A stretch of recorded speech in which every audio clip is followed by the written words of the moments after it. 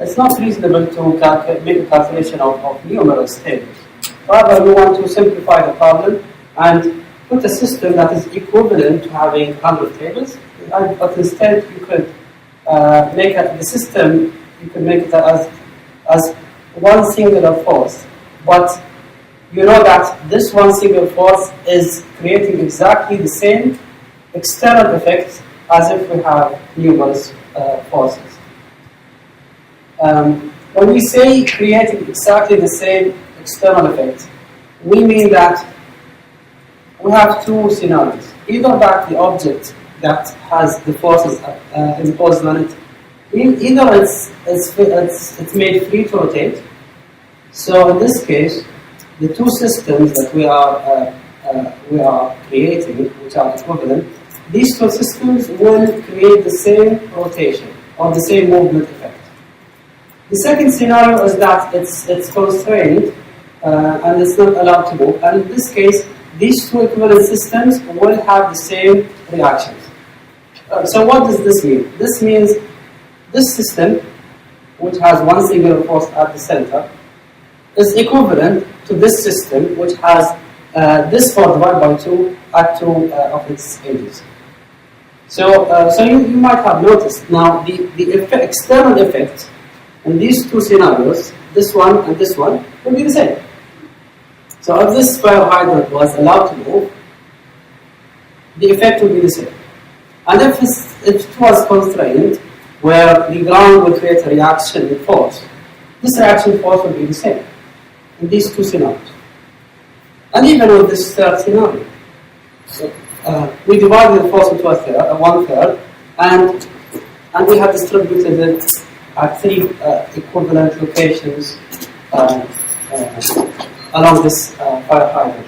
So these 3 systems, 1, 2, 3, are equivalent. That's what we mean by equivalent. We talked about a bit more complicated issues. Now, in order to fully understand the problem of equivalent systems, you need to understand the so-called couple moments. And I think you remember what couple moments is, right? We said couple moments is a moment, a moment of a couple is a moment created by 2 opposite forces, but are equal in magnitude. Exactly. So the benefit of understanding couple moment lies in this case that I'll be explaining now. We have a force, and we want to shift this force somewhere else, for a reason or another. But shifting this force, here for example, downwards, shifting it here, doesn't create the same external effect. So if we remove this force and we applied it here, we have created a distinctively different system.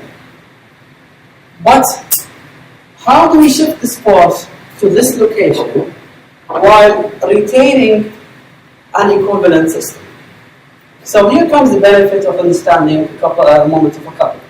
What we could do is apply another force, exactly. Apply another force that is opposite to the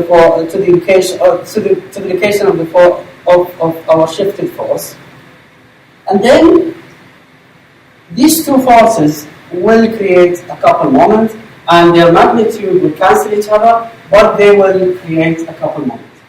So the condition is here now. What we summarize from this is that you could shift your force perpendicularly anywhere along your body, the body that you are analyzing. But the condition is that you need to add the couple moments that has been created due to this shift. Okay. So this is our couple moment. And we said a couple moment. I don't want to explain this again. We need to get back to the class, to the previous class, where we explained a couple moment is a free vector. So you can slide it anywhere along your file, your model that you are analyzing. I will proceed with the problem of equivalent system. Now, this system is a mess. You have three forces, and you have two moments.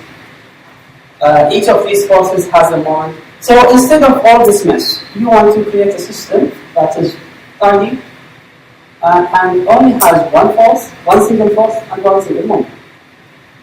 So what do you do? Let's solve first for this resulting force. We do that by adding all the forces together. F1 plus F2 plus F3. So this is our result. Now we want to add all the moments together. We have M1 and M2.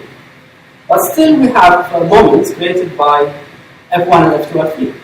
So we first calculate the moments created by these forces. We calculate the sum of the moments that are already given in the system, and the sum of all these moments will be our resultant moment. So the result, the final result, will be something like this. And what we are saying here is that this system is equivalent to this system. Okay? So they will create the same external effect on this product. Now, we'll continue with the problem of equivalent systems.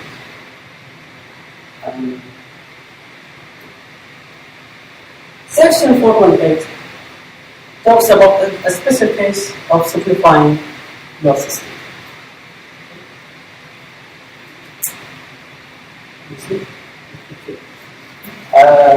A special case of simplifying the system.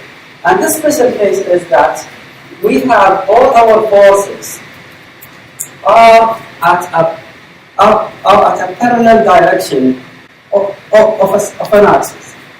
In this case, we're talking about the z-axis. So all the forces are now parallel. What will happen when all the forces are parallel? What will happen to the moment?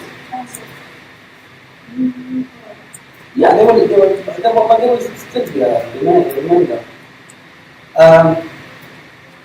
What I want to say, when the forces are parallel, the moments will also be parallel. Their moments, right? So remember when we talked about solving for a moment, we said that a moment is directed at a perpendicular direction from the plane connecting the position vector and the force vector. So here I'm talking about this point. And as you see, your moment is now M1 is perpendicular to this plane. So this is for M1. And again for M2, the moment created by F2, is perpendicular to the plane that connects the position vector R2 with the force vector F2. And this is again similar for F3. Okay? So what will happen? We will unite all these forces and moments, and we will calculate its summation, and we will have one singular force and one singular moment.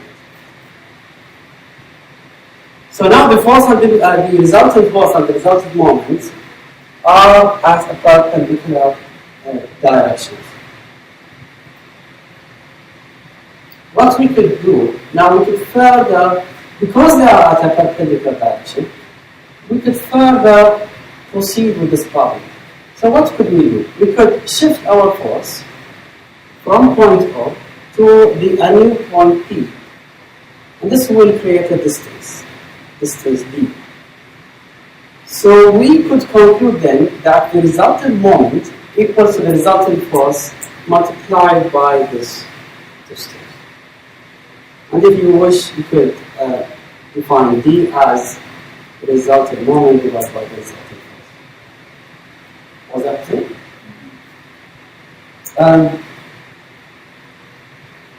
Here's a practical application of what we mentioned.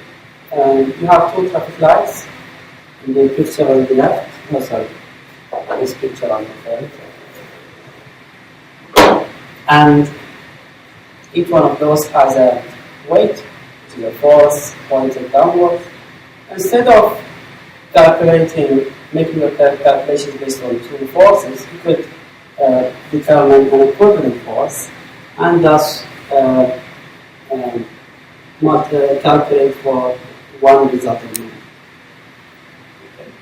And what we are saying here is that both systems, this picture on the left is equivalent to this picture on the right.